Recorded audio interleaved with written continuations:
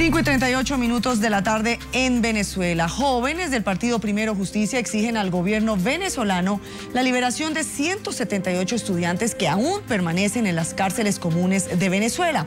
Rechazan la agresión perpetrada por el gobierno para quienes piensan distinto. Aseguran no abandonarán las calles hasta lograr la libertad de todos los presos políticos. Nuestro corresponsal Oliver Fernández tiene la información. Oliver, muy buenas tardes. Hola, muy buenas tardes, gracias por el contacto. Nosotros nos encontramos en el Partido Primero Justicia. Vamos a conversar con Jesús Armas, él es concejal del municipio Libertador, para que nos dé los detalles sobre estas detenciones el día de ayer en las inmediaciones de Los Palos Grandes. Son 110 detenidos, entre ellos 11 menores de edad.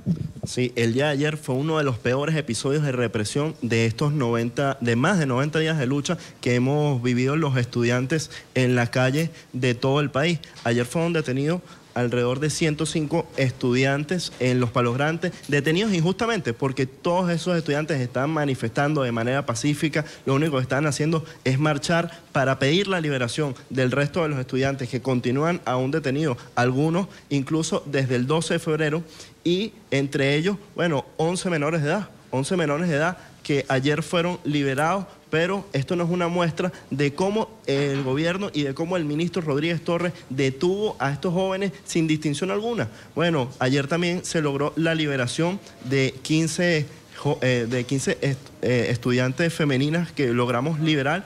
Pero, sin embargo, esto no es una muestra más de la desesperación del gobierno y de que no está dando señales de creer en el diálogo. Y por eso nosotros le pedimos desde esta tribuna al gobierno nacional, al ministro y al presidente que den señales de que de verdad quieren sentarse en una mesa a resolver los problemas del país. Ahora, ¿qué se está haciendo desde el Cabildo Metropolitano? Ustedes se han reunido también con los concejales del gobierno. Sí, nosotros nos hemos reunido con los concejales de toda el área metropolitana. Yo soy concejal del municipio Libertador, allí la mayoría de la Cámara la tiene el gobierno nacional y es la misma actitud, una actitud renuente al diálogo, y a pesar de que hemos avanzado en algunas conversaciones, la verdad es que no se ha llegado a nada. Nosotros hemos pedido en la Cámara una y otra vez justicia y libertad para los estudiantes y todos los presos políticos y aún no se ha llegado a nada. Bien, muchísimas gracias a Jesús Armas, él es concejal del municipio Libertador. Pero no podíamos dejar también de entrevistar a Luis Murgueitio, él es secretario juvenil de Primero Justicia en el municipio Baruta. ¿Cuáles son las próximas acciones que ustedes van a tomar por esta represión por parte del gobierno venezolano? Primero que todo, muy buenos días. Realmente el Partido Primero Justicia y la Juvenil de Primero Justicia siempre ha estado en la calle. Siempre nos mantenemos en la calle con el pueblo, porque creemos que es importante mantenernos en la calle con el pueblo. Siempre estamos tratando de estar en los mercados, en los casa por casa, en los recorridos, contacto directo, hablar con las personas, porque lastimosamente no queremos excluir a toda la sociedad. Creemos que tenemos varios estratos sociales y tenemos que abarcar cada uno de ellos. Aquí las acciones que siempre mantenemos es los casa por casa, las actividades, volanteos, los metrazos, pancartas, telas, todo tipo de cosas que llegue al pueblo y que se note que la juventud está ahí. Es decir, ustedes no van a abandonar las calles por esta represión. En absoluto. Justicia siempre va a estar en la calle. La justicia nunca va a abandonar la calle, ojo, siempre en el marco de la protesta pacífica, que está hilvanado con la Constitución de la República Bolivariana de Venezuela.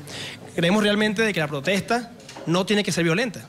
Aquí siempre nos han tildado de que somos violentos, que estamos encapuchados. Aquí todo está en las caras de todo el mundo. Aquí la cara de todo el mundo está y todo el mundo está viendo. Concejales, dirigentes juveniles, dirigentes universitarios. Aquí nadie está encapuchado. Nuestra única arma es la voz y los libros y los cuadernos y las ideas. Es lo único que podemos hacer y seguiremos en la calle. ¿Qué le dicen ustedes a esos padres de los estudiantes que han sido detenidos?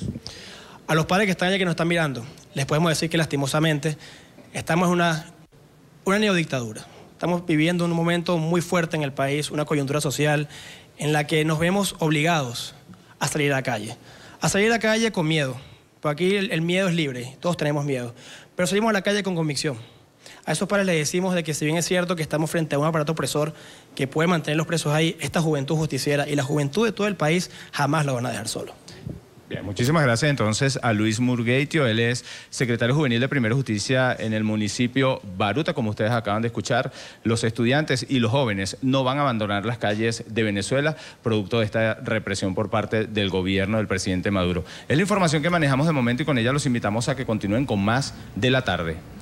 Oliver, muchísimas gracias. Reuniones entre la opositora Mesa de Unidad Democrática y el oficialismo en Venezuela permanecen congeladas. Integrantes de la oposición dicen que las conversaciones se encuentran detenidas y que la reunión se pospuso tentativamente para el próximo domingo. Aseguran que tanto un sector de oposición como del oficialismo quieren torpedear el proceso. UNASUR anunció hoy que se aplazó el viaje a Caracas de los cancilleres de la misión de seguimiento al diálogo en Venezuela que participarían en el cuarto acercamiento que iba a celebrarse el día de hoy.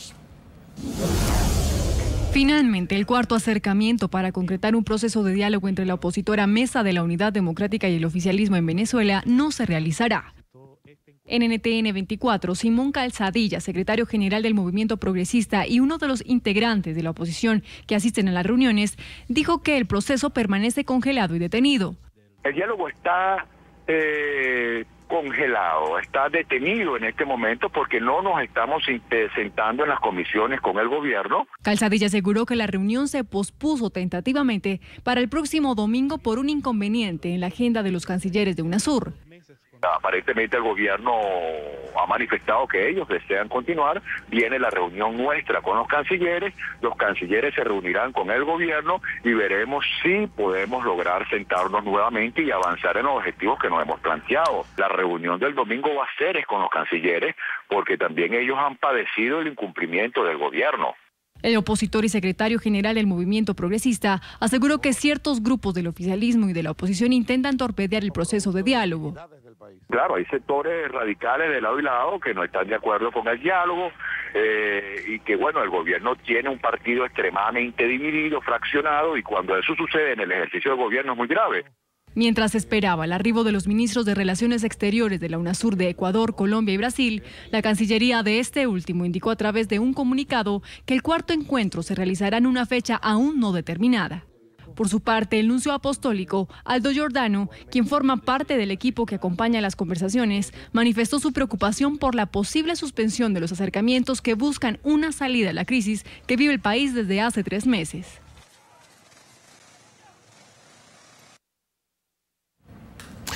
Para hablar sobre este tema, quiero saludar a Liborio Guarulla, él es gobernador del estado Amazonas. Bienvenido a la tarde de NTN 24, señor Guarulla. Saludos, Soraya. Saludos para los hermanos de América Latina y del sur de Estados Unidos. Señor Guarulla, usted fue uno de los que participó en la primera reunión del diálogo. Se está hablando de congelamiento, de suspensión. ¿En qué estado podríamos hablar que se encuentran en este momento esos diálogos, teniendo en cuenta que también se canceló pues la visita a los cancilleres de UNASUR?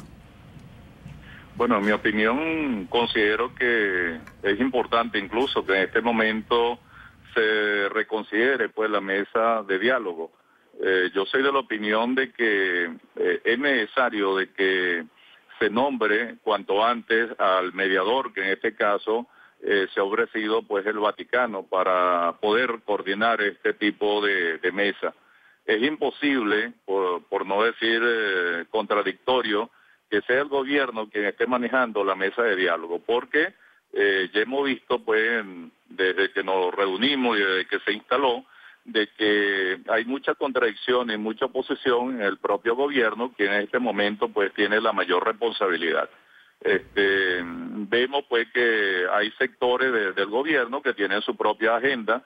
El primer tema que se ha planteado tiene que ver con, por ejemplo, la liberación de los estudiantes, la liberación de los presos políticos, y bueno, han declarado abiertamente en contra del presidente y por esa vía pues no vamos a solventar realmente ninguno de los problemas. Yo considero que es necesario poner unos puntos previos para que esto pueda tener efectividad, y uno tiene que ver con el nombramiento pues del mediador, y el segundo, el de los puntos previos, tiene que ver con el parar pues la represión. Eso que se ve en todas partes del mundo cuando se sientan dos sectores que están en conflicto, pues tiene que haber punto previo para que se pueda llevar a cabo este tipo de conversación o este tipo de diálogo o este tipo de negociación.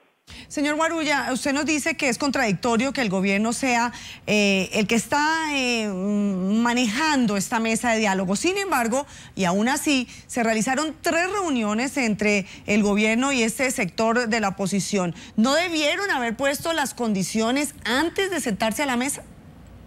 Bueno, indudablemente, antes de que instaláramos la mesa, ya yo había manifestado pues que la única manera de poder tener resultados era que existiera pues un mediador nombrado por la ONU, nombrado por el Vaticano, de mutuo acuerdo, que pudiera llevar a cabo la agenda. Y porque sencillamente, y quedó demostrado pues en ese encuentro, que existe pues una irreconciliación realmente tajante pues. En ese sentido, ese tiene que ser el primer elemento para que esto pueda tener efectividad. Señor Guarulla, ¿y esto no envía un mensaje contradictorio sobre la credibilidad que tienen estos diálogos?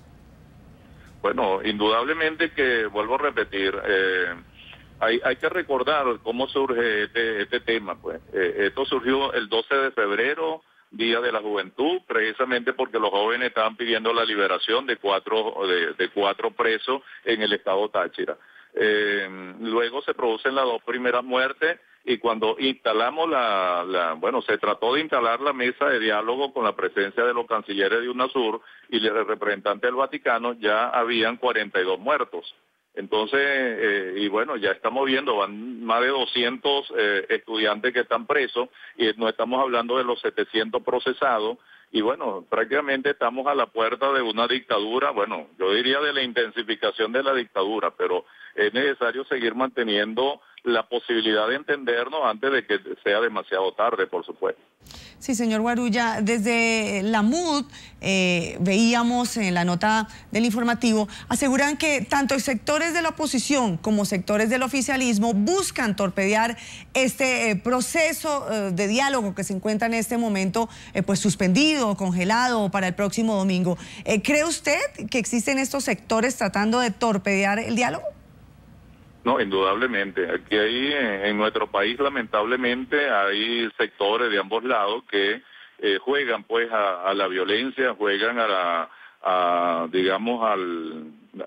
terror, a la guerra civil, y nosotros no estamos ganados para esa posición, por supuesto. Nosotros consideramos que podemos utilizar todos los mecanismos que nos permita pues la Constitución, la vía democrática para detener pues este baño de sangre en el país que se va a intensificar debido a la crisis que estamos viviendo, crisis económica, crisis política y crisis por supuesto de gobernabilidad. Entonces, indudablemente que nosotros le apostamos a este puente que se llama el diálogo y que precisamente puede tener buenos resultados si es bien conducido por un buen mediador que tenga la credibilidad y la confianza de ambos sectores. Señor Guarulla, ¿qué garantías, qué exigencias se deben hacer para sentarse nuevamente en esta mesa de diálogo? Bueno, esto que le estaba planteando al principio, yo creo que este es el momento de poder conversar con los cancilleres de la UNASUR y el representante del Vaticano y poner los puntos previos. Punto previo, que el mediador asuma realmente la agenda y asuma las mesas que se están tratando y los puntos previos que tengan que ver con parar todos los hechos de violencia y todos los hechos que estamos viendo en la calle, que es la represión, es la criminalización de todas las manifestaciones que tienen los estudiantes y que no solamente son los estudiantes, eso viene pasando también con los sindicalistas, viene pasando con los empresarios, viene pasando con todas las amas de casa que se atrevan a manifestar en nuestro país. Es decir, señor Guarulla, que sea el Vaticano el que medie la agenda de esos diálogos. Indudablemente, esa es la única posibilidad. ¿Y los cancilleres de UNASUR qué papel jugarían? En este caso son testigos, siempre han sido testigos, indudablemente. O sea, si no es el Vaticano el mediador, ¿creen ustedes que no deberían continuar estos diálogos? No, yo no apostaría porque ya hemos tenido la experiencia. La experiencia de estos días ya sirven para decirnos que ese no es el camino. Pues no es el camino para buscar resultados, porque una cosa dice el presidente, inmediatamente salen otros dirigentes del partido de gobierno a desmentirlo, a decirle, bueno, nosotros no vamos a soltar los presos, nosotros no vamos a liberar a los estudiantes. Entonces, bueno, debe haber, por supuesto, un punto de credibilidad y la tiene que manifestar el presidente. Y si no es el presidente, entonces tiene que ser este mediador que repito, tiene el aval pues de los cancilleres de UNASUR y considero que también del gobierno y de la oposición en este caso. Señor Guarulla, y ya para finalizar, también debe ser una garantía para sentarse nuevamente a negociar esta ley de amnistía para liberar a todos los presos políticos.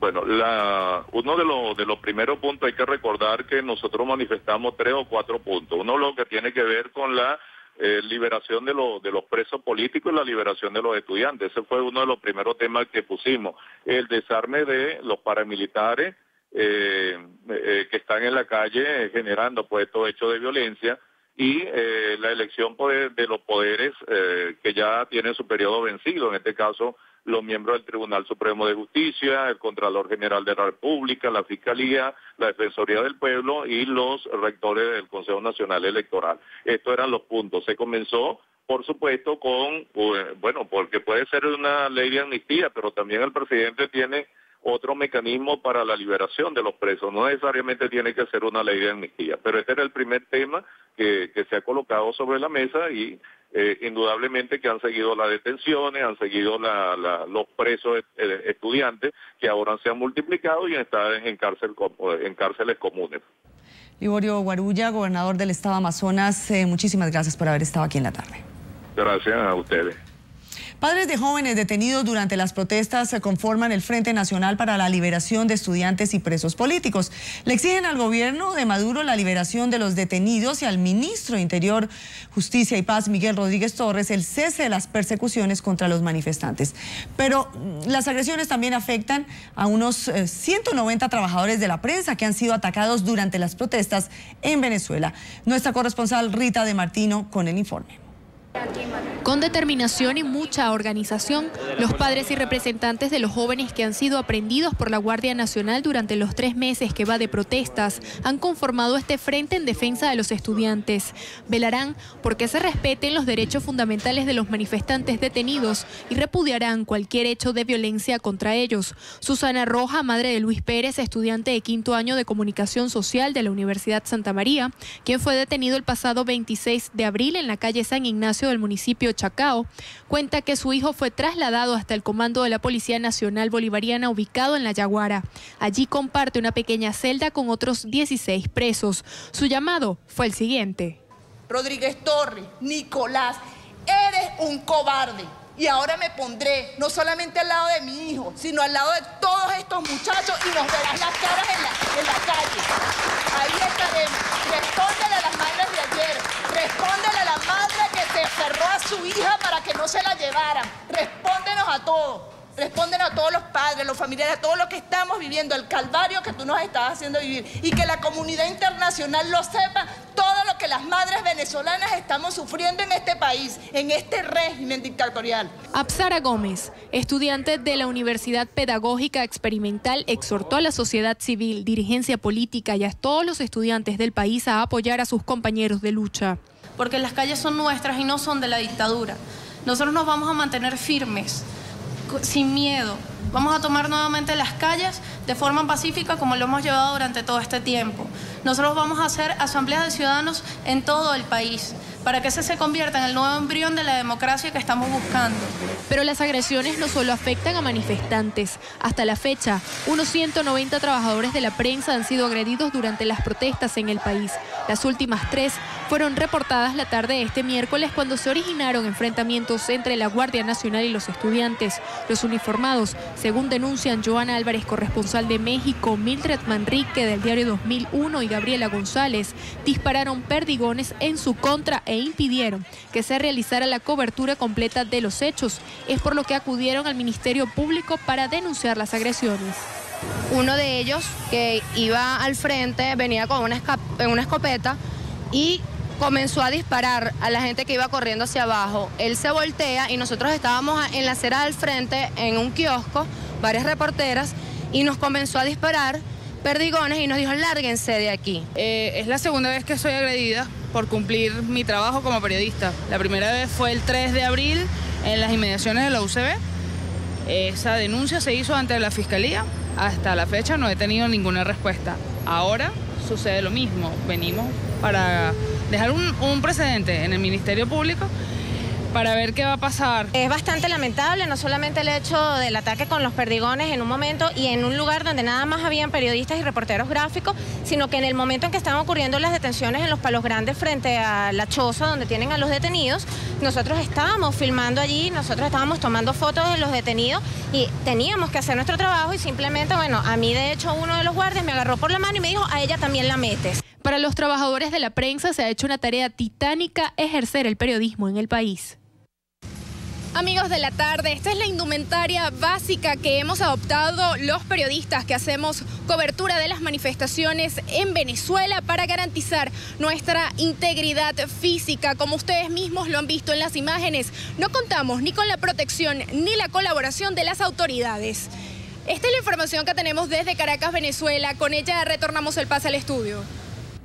Quiero saludar a Lisbeth Cambra, ella es secretaria general del Colegio Nacional de Periodistas Seccional Caracas. Señora de Cambra, bienvenida a la tarde de NTN 24. Muchísimas gracias, es un placer para mí estar con ustedes en el Centro Internacional de Noticias.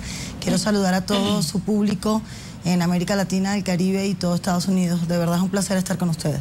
Lisbeth, 190 periodistas agredidos durante las manifestaciones.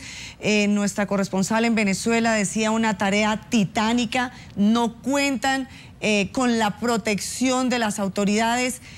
¿Cuál es la situación de la prensa en Venezuela en este preciso momento? Mire, evidentemente debemos reconocer que ejercer el periodismo en Venezuela es una tarea, como decía Rita de Martino, titánica, pero además es bastante riesgosa.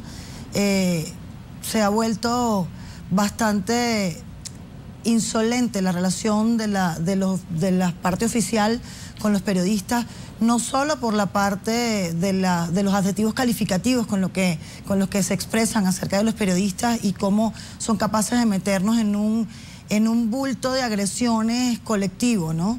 Fíjate lo que decía en la entrevista la periodista del Circuito X, que el policía volteó y dijo, ya también te la llevas, porque te ven con una cámara y en vez de ser una garantía de que estás cubriendo y haciendo un trabajo público, eso es como un adicional para que te lleven rápido, porque no quieren que hablemos. Realmente yo considero que el trabajo en Venezuela del periodismo es un trabajo valiente, es un trabajo en donde se demuestra la mística. Yo voy a decir hasta el cansancio que los periodistas venezolanos han demostrado tener un deber con el pueblo y un deber con la ciudadanía, muchísimo más allá inclusive de su propia seguridad.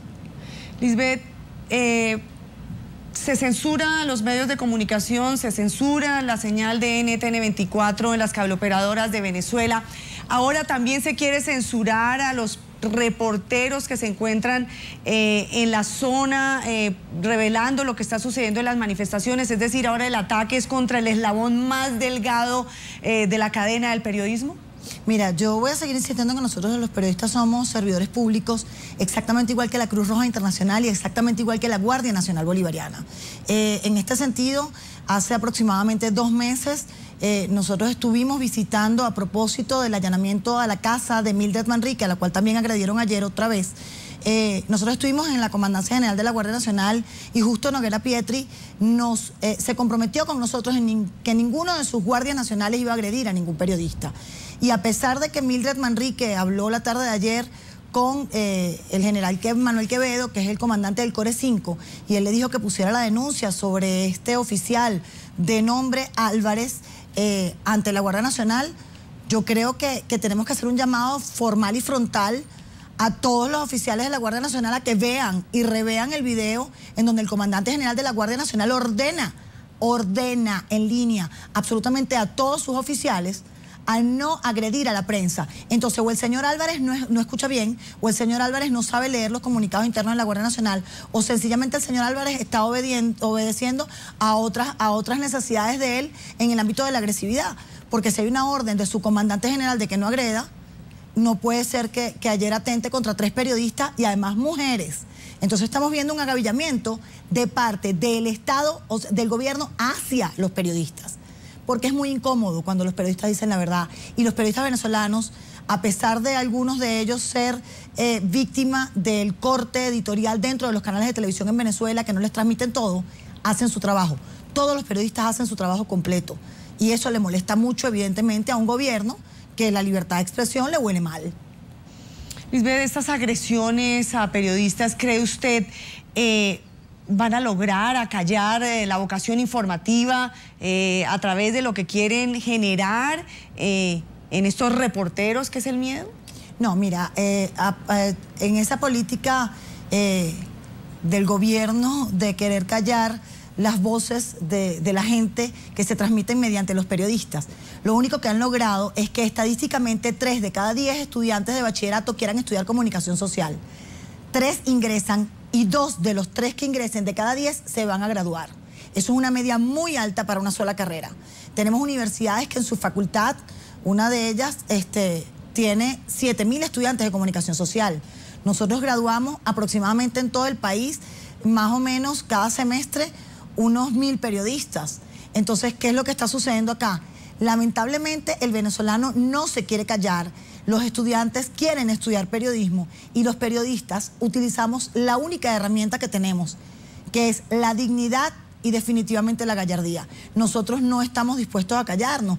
Nosotros no nos juramentamos ante esta ley que les traje hoy acá a los estudios de NTN 24 Internacional para que ustedes vean.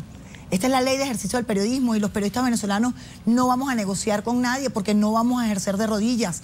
El pueblo merece que ejerzamos de pie, porque cuando nosotros los periodistas hablamos, estamos hablando por el pueblo. Nosotros no estamos haciendo historias propias, estamos diciendo lo que le está pasando a un país y no nos van a lograr callar. Si nos cerraran los medios de comunicación social, si decidieran arbitrariamente, como lo han hecho hasta ahora, seguir cercenando la posibilidad de tener papel periódico, vamos a ir a informar en las calles, vamos a ir a las plazas a informar como ya lo hemos hecho, vamos a ir a los semáforos a informar, porque nosotros no vamos a vender nuestra dignidad ni vamos a doblegar nuestro deber social. Lisbeth, la dignidad y la gallardía es con lo que cuentan los periodistas en Venezuela. ¿Qué deben hacer entonces estos reporteros que se encuentran en las calles para evitar ser blanco de los ataques por parte de las autoridades? Básicamente tienen que seguir haciendo su trabajo, tienen que tener en claro que tienen un Colegio Nacional de Periodistas fuerte que está con ellos y tienen un Sindicato Nacional de Trabajadores de la Prensa que está con ellos. En mi caso, como secretaria general del Colegio Nacional de Periodistas, les puedo decir a todos los periodistas venezolanos que nosotros no vamos a sucumbir en su defensa y en hacer que se cumpla el derecho que tienen a estar informados. Porque cuando nosotros cumplimos nuestro deber de informar, estamos supliendo la necesidad del acceso a la información que tiene la gente. Y eso es un derecho humano inalterable, inapelable e inexcusable por parte del Estado querer cercenarlo. Acérquense al colegio, los periodistas lo saben, hemos estado muy unidos en este tiempo.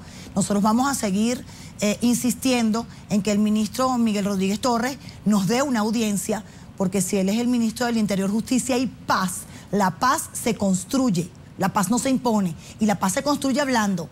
Nosotros queremos ir allá. Le acabamos de mandar el día de ayer una solicitud al ministro antes de que agredieran a nuestras 3 periodistas.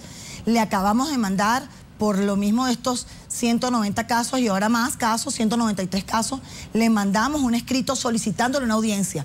Yo desde esta pantalla le pido al ministro y le recuerdo que él es el ministro del Interior, Justicia y Paz, y la paz son 3 letras sagradas. Nosotros estamos pidiendo poder hablar con él. Lisbeth, de estos casos de 190 de agresiones a periodistas durante estas protestas, ¿han sido denunciados a las autoridades judiciales y ya hay algún, han logrado castigar a alguno de estos agresores contra la prensa? Mira, fíjate que no, nosotros seguimos poniendo todas nuestras denuncias, todos los periodistas, como hizo por ejemplo Mildred Manrique y las otras 2 chicas que ayer tuvimos la tristeza de ver cómo las agredían. Las otras 2 periodistas mandan un informe al Colegio Nacional de Periodistas, van y ponen su denuncia ante la Fiscalía General de la República. En ese sentido se les hace un acompañamiento y se les hace un seguimiento, pero nosotros nunca hemos tenido una sola resolución de ninguno de estos casos. Te voy a poner un ejemplo. En el año 2009, en las inmediaciones de la avenida Urdaneta, en la ciudad de Caracas, en el centro, a escasas 4 cuadras de la Fiscalía General de la República, por una protesta que bajaron a ser pacífica los periodistas de la cadena Capriles, hirieron a muchos de estos periodistas, entre ellos a Marcos Ruiz y a otros colegas.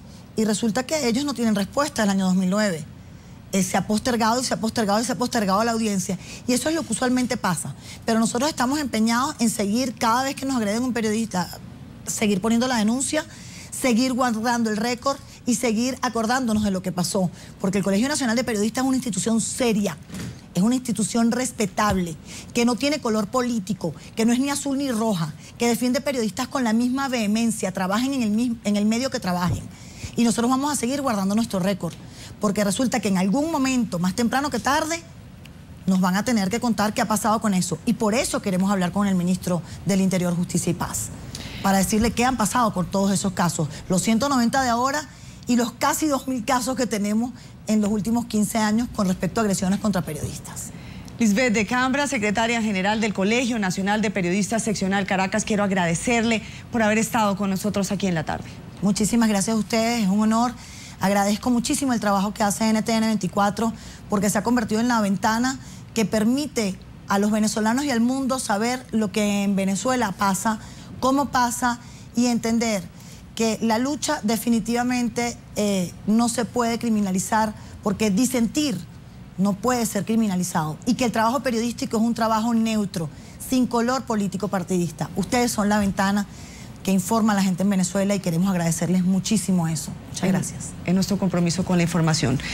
Que esté muy bien. La Universidad Central de Venezuela, en conjunto con el Instituto de Altos Estudios de Francia, revelan los primeros resultados de un estudio sobre el aumento de emigrantes venezolanos a distintas partes del mundo. El informe da cuenta de los distintos factores que llevan a los ciudadanos venezolanos a buscar un mejor futuro fuera de su país. Nuestra corresponsal Diana Jayón en París con el informe. La emigración en Venezuela es un fenómeno que toma más fuerza, lo que resulta preocupante desde el punto de vista de la fuga de talentos. Según un estudio que se realiza actualmente entre la Universidad Central de Venezuela y el Instituto de Altos Estudios de París, entre un 4 y un 6% de venezolanos se encuentran fuera de su país buscando nuevas opciones laborales. Es producir una plataforma que permita mantener actualizada la información acerca de ese talento humano que está fuera del país y con el cual el país debe mantener relaciones y además esos venezolanos que están fuera están interesados en mantener relaciones con el país. El grado de preparación de los emigrantes es de 98% en grado universitario, 40% con maestría y entre el 12 y 14% con grado de doctorado. Este es un fenómeno social cuya magnitud es demasiado grande como para pasar inadvertida. Venezuela siempre se había destacado por ser un país receptor de inmigrantes venidos de diferentes partes del mundo, principalmente de España, Italia, Chile y Argentina. Sin embargo, la actual crisis y los altos niveles de inseguridad han llevado a sus ciudadanos a dejar el país.